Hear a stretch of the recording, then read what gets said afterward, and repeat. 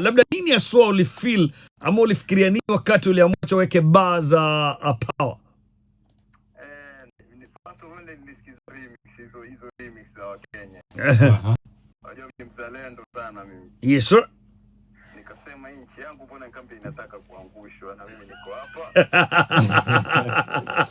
Yaani una feel kwamba kuna watu walilala kazini Walilala kazini, yani sikutarajia kabisa yani wangefanya kazi kama watu wakubwa sana. Ngoja kidogo Trix.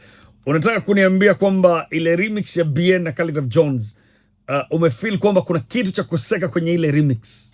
Wametuangusha sana. Kinachofeel kwamba wametuangusha ni nini?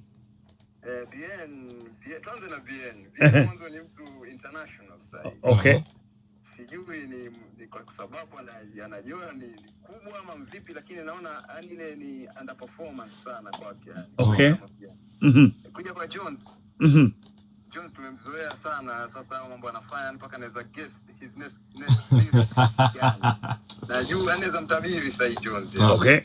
So hajafanya kitu kipya Jones, alafu Bien ameshukisha sana level yake kwa hiyo remix ya Power. Okay. So nikafeel kuwa mimi kama Trix niweke sawa, niweke sambamba.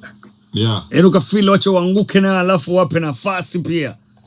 Kabisa yani na kwa sikio langu mimi hata sitaki hata umpost kwa sitaki hata remix nini, nilikuwa nataka sikio liende direct kwa dunia, ndio maana nikafanya hiyo challenge.